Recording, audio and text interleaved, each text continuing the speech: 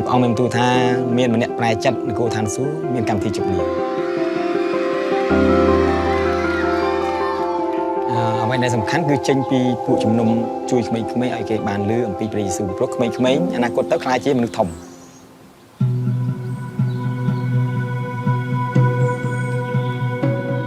គឺប្រជាពលរដ្ឋនៅកម្ពុជាពួកគាត់គឺជឿលើអរិយអ្នកតានិយាយរួមក្នុងគម្ពីរអរិយសាតាំងគាត់ជឿលើនេះមកគាត់ជឿព្រះយេស៊ូវប្រឈមមុខនឹងការបៀតបៀនមានសង្គ្រាមខាងវិញ្ញាណ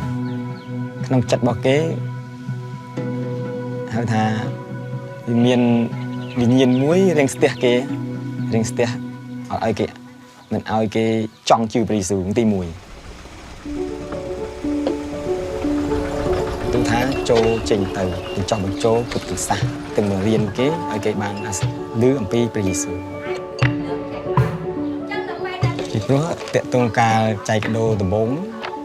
គឺយើងបង្ហាញអំពីសេចក្តីស្រឡាញ់ដែលមកពីព្រះយេស៊ូវអញ្ចឹងគាត់ចង់ដឹងថាតើព្រះយេស៊ូវជានរណា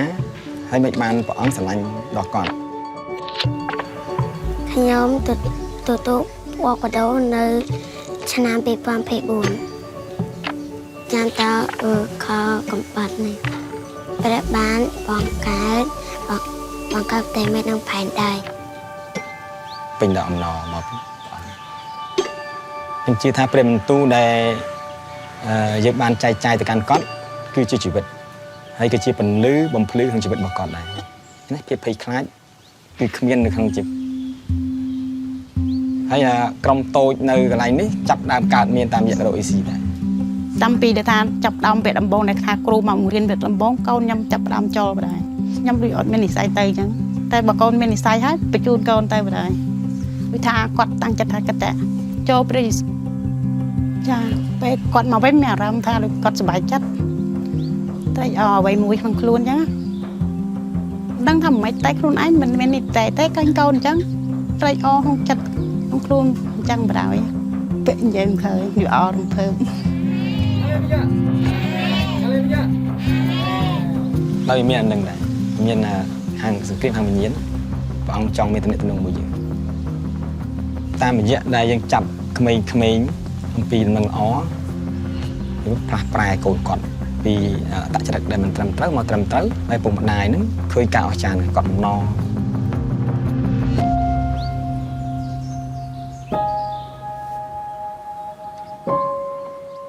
វាថាត្រៀម master ដែរព្រោះចង់លេងផយផងទៅអត់សូវតែមករៀនបោះតែកបោកទៅពេលរឿងធំចង់ឲ្យកូនរៀនខ្ញុំអត់ចេះសោដល់មកគាត់រៀនគូគាត់តែចាអត់មកខ្វាំខ្ញុំមានអារម្មណ៍ថាត្រេកអររំភើបក្នុងខ្លួននេះអញ្ចឹងពេលខ្លះក្រុមគ្រួសារពុកម្ដាយគាត់មានចម្ងល់ឆ្ងល់តើព្រះយេស៊ូវជានរណាបានអាចផ្លាស់ប្រែអត្តចរិតកូនគាត់បានដល់ពេលតាមរយៈការឆ្ងល់ហ្នឹងគាត់មកអង្គុយស្ដាប់អ្វីយើងបរៀនតែគាត់ស្គាល់ថាអូព្រះយេស៊ូវជាព្រះដ៏ពិតដែលអាចប្រែកូនគាត់បានខ្ញុំជឿអធិដ្ឋានអានអធិដ្ឋានមកស្ដាប់ធ្លាប់តាខ្ញុំប្រាប់ទៅជឿកូនគាត់ធ្វើឲ្យម្ដាយកំពុងបើកចិត្តទោះគាត់មិនតាន់សារភាពថាគាត់ទទួលជឿ